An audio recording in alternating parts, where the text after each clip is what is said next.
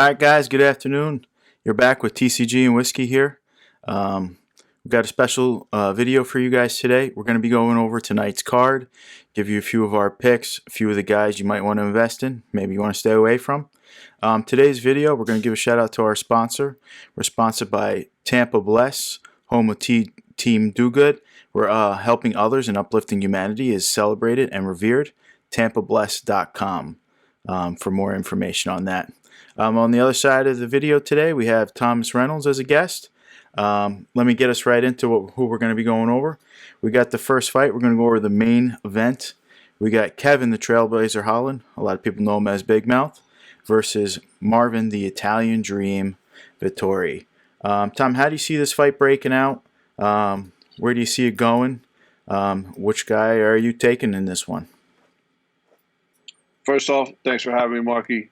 I love talking MMA, and for the people out there, me and Mark we've been talking for years about MMA, just not on video like this, and it's just something we have a passion for, and we've been doing for a long time. And me personally, I've been watching since UFC 1 back in 1993. It was a different sport. It's evolved a long way since then, but shout out to my boy Al and his pops, RIP, for the viewing, man. When we viewed it the first time, just blew our minds, and we're kind of hooked ever since. But anyways, let's get on this. Vettori versus Holland. Holland ranked number 10 currently. Vettori number 6.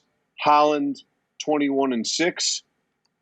Marvin Vettori is 16-4. It's also worth noting that Marvin Vettori has never been. Absolutely. Okay, it's definitely worth noting. How do I see this playing out? I see it could end up staying standing. I think that might favor Kevin Holland. I really like both these fighters, just as a side note as well. I'm a fan of both these guys. I think they really both get after it. I think both of them kind of, like Kevin kind of got tagged a little bit with a little bit of a narrative that maybe he's playing around too much. He's talking too much, not focusing on the fight enough. I think that might have humbled Kevin a little bit after his recent loss to Derek Brunson. But I also think that it wouldn't have humbled him in a way in which made him weak. It would have made him more focused, more dangerous. And I find this is going to be a very intriguing matchup. I see it, like I said, Kevin Holland potentially takes advantage standing. I mean, a little bit more advantageous to him. He's real lanky and lengthy.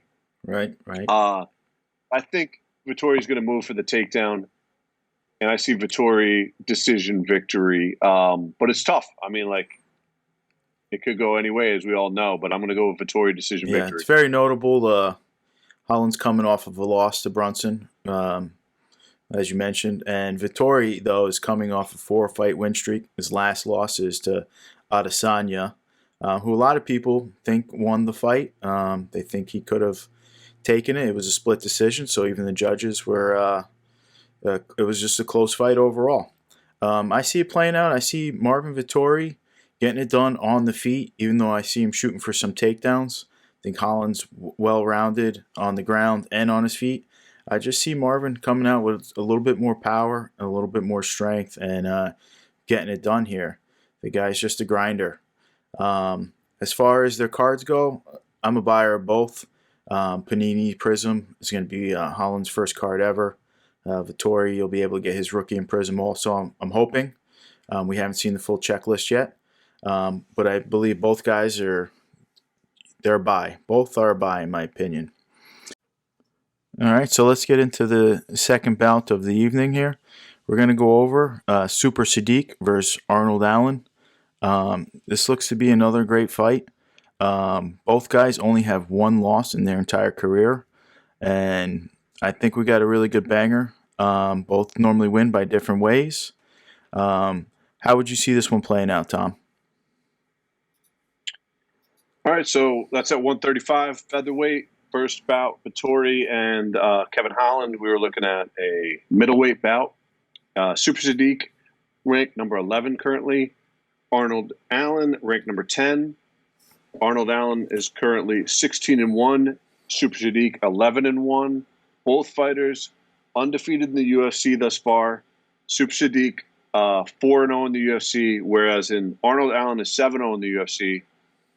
Both, undefeated as far as UFC bouts, but 7-0 is worth noting just because not too many people stay 7-0 in the UFC. And Arnold Allen has some impressive victories too. Yeah, and Arnold. Well, I can start with him as far as just breaking down the 7 wins in the UFC. He had 2 choke subs, and he had 5 decision victories. No victories, finishes by strikes. On the other hand, Super Sadique, of his 4 UFC victories, 2 were decisions and 2 were finishes by strikes. So it's an interesting matchup. It could go either way as always, and I think it should be. It's a tough call, but my gut tells me Super Sadique by strikes. I'm going to go with that. Okay, all right. Well, as far as these guys both go, it's very impressive that Sadique's last win was over Andre Touchy-Feely. That guy's a warrior, great fighter also in his own right. But Arnold Allen has just been improving and getting better and better every fight. Not to take anything away from Sadique, he's got power and skills also.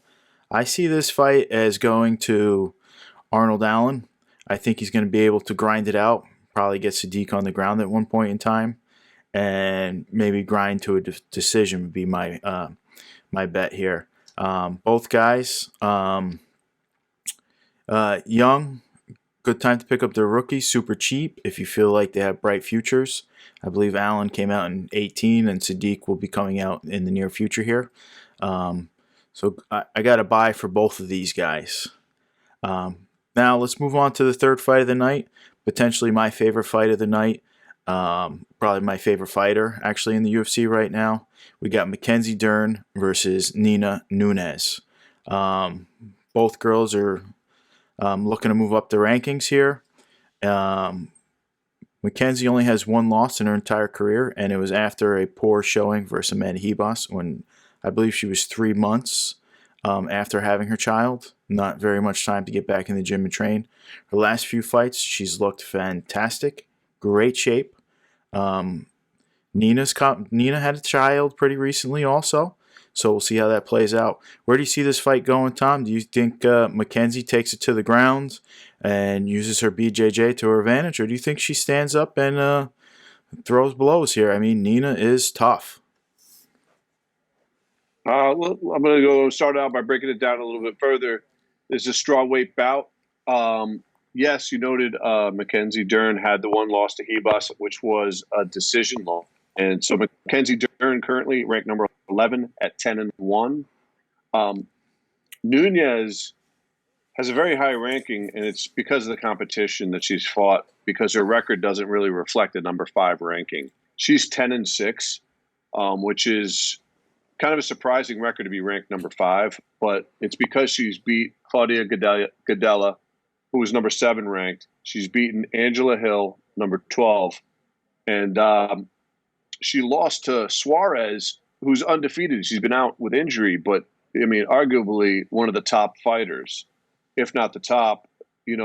She's definitely contending towards the top. She's undefeated, and a lot of people feel like she has that ability if she comes back healthy.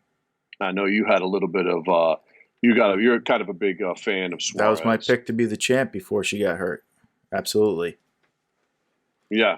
So how do I see this? Look, McKenzie's a badass. She's a total package. I'm a big fan of hers as well.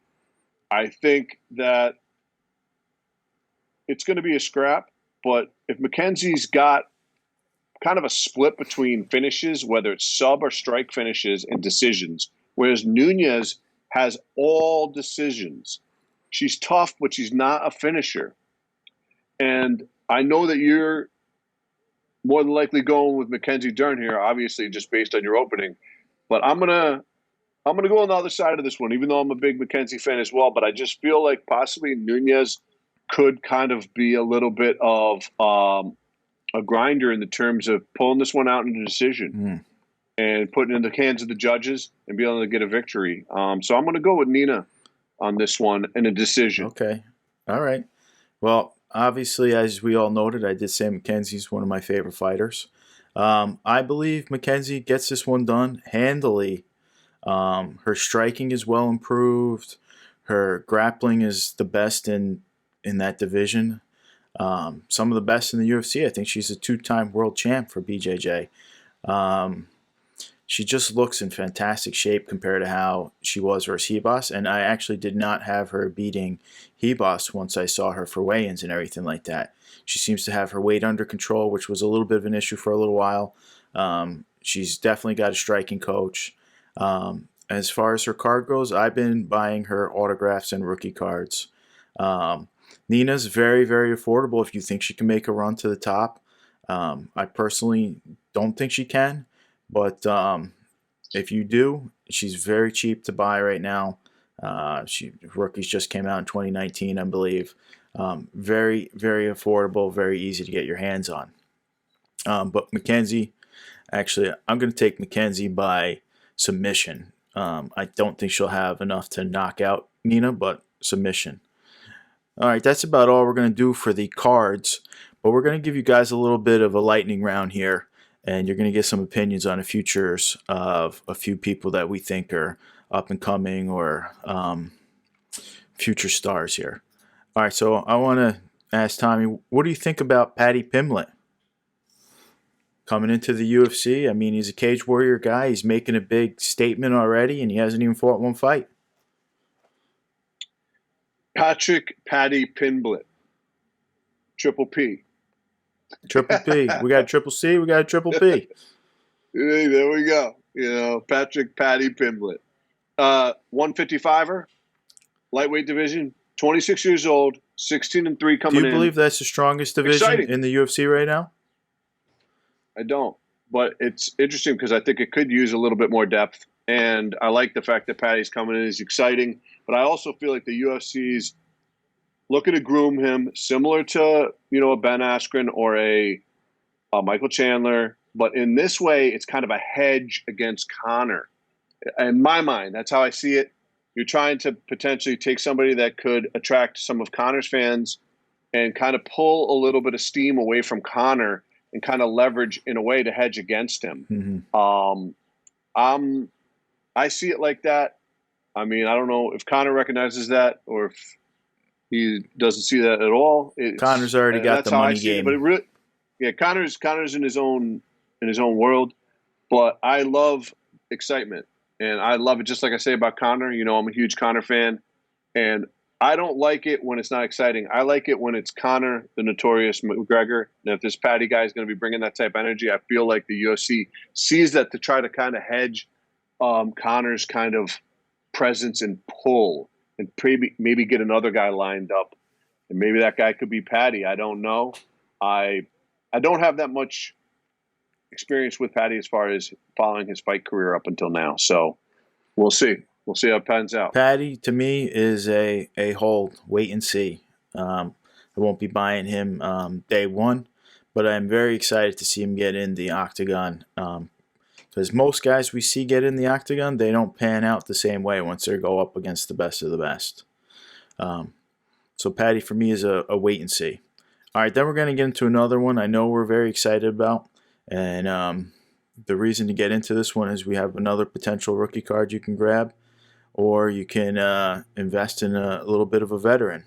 The future fight for Surly Gain versus Alexander Volkov, it seems to be booked for June. It's pretty exciting heavyweight bout, and potentially the way the heavyweight sits, one of these guys can be really getting a title shot with a good decisive win here in line. I know we have mixed opinions on who deserves a shot, who doesn't deserve the shot and everything, but Gon has been tremendously sharp in that octagon lately, and Volkov has been showing up as of late too. So I think either one wins this fight. It's tough competition, and we could see a future title contender very soon. How do you feel this one going? I like it. I like both fighters as well. I mean, Gane is another one up and coming, very exciting. They're putting a lot of people already putting quite a few chips in his corner. And I can't blame him. I mean, he looked great against Rosenstruck. Rosenstruck, looked great against him. And my thing, though, with Volkov is, and I've been saying it, is Volkov's one of those guys who has taken some losses, but I feel just like John, Right. up at lightweight, has taken losses in the past before he's established himself and really become the fighter he is now and the champion at lightweight. So I think the same way with Volkov. I don't know if he's going to become the champion, but I feel like he's moving in that direction. He's the best version of Volkov. Absolutely. The best version of Volkov people are going to Yeah. see is going to be the one that Cyril Gane sees. Yeah. And my feeling is Volkov is too much for Gane at this moment in his career. Okay. But we'll see. Right. We'll see how it goes. This will be a real test. And, Yep. This could put some, value on both of them cards-wise. But obviously Gane would be pushing probably even further since he's undefeated. Right. So I am in the corner. I think he can get it done. I think Cyril Gane gets it done. I think he's a little craftier than Volkov. Might not have the range. I thought it was actually funny when he said he's one of the smaller heavyweights out there, because the guy is just ginormous. Yeah. He's huge and physically in just incredible shape. He's a fresh young fighter, very investable. If you think Volkov can get it done in this one, though, he's super cheap, super affordable. Has a couple nice rookie cards out there. And like I said, I think whoever gets this one's going to get some spotlight on them. Potentially, they either fight the Black Beast or maybe they go for the title shot. I don't know. It should be interesting. And there's also another fight that we hear, since you mentioned him, Jan Blachowicz is calling out Francis a little bit now, saying he might go up to heavyweight and want to take on Francis for a huge money fight. I don't know if I see that happening. Quite frankly, I don't know if I see him beating Glover in the light heavyweight, because Glover has been on a serious tear there. What do you think about that? You think he should go up and try to take the money fight and have a shot against Francis? I think there's too many people in line at the moment. Everybody wants a piece of Francis at the moment, and there's guys that I think have claim to it ahead of Jan. John or Jan is, I guess is how you pronounce his name. But Bones Francis is the fight to make. And like I said, when I was watching that last fight where Francis finished Stipe, and then Rogan kind of pulled a bit of a company man move, and kind of, in my mind, it was kind of a company man move because he was trying to leverage against Jones or hedge against him a little bit, even though, I like Joe and I like Joe for a lot of things, but I feel like that was being done when he was saying to fight the Beast, for Francis to fight the Beast, instead of just coming straight out and saying, and DC even contradicted him and was like, no, it's got to be John Jones. Yeah. Because John Jones is the obvious fight. He's been prepping for it. I don't know what Dana was talking about when he said about going to 185. That was just insane. Dude's been transforming. He couldn't make 185 anyways. Just no way. Right. And I mean, it was just insane. But, he's obviously been working towards it in the other direction. I say set that fight up, make it happen, and that could potentially be one of the bigger fights in pay-per-view history. It's got the making for it. Yeah. If not, I think, even though I don't think it's going to be set up next, I feel like the next person who should be in line for that is Stipe. A lot of people are like, oh, no, Stipe got beat. I'm like, no way. Look, Stipe made it the second round. His chin is serious. He took shots off Francis in the first, survived.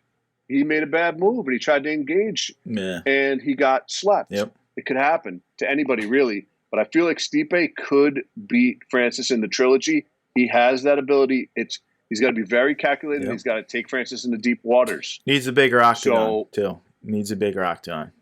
That would be helpful, too, to have the bigger octagon. And but as far as if I was going to go order of priority and who gets Francis, I would think John Jones, Stipe, and then probably I would even put Derek Lewis above Jan. Jan used to be a heavyweight, though. That's the only reason why he says he I know, might, but Jan's got there. his own division right now. I agree. He hasn't really defended that division enough yet. Yeah, I agree with that. Now, All right, guys, that's going to be about it for TCG and Whiskey here today, and special guest. The fights are on, and we're going to be watching them. You got to say, Thank you, Mark. all right, have a great day.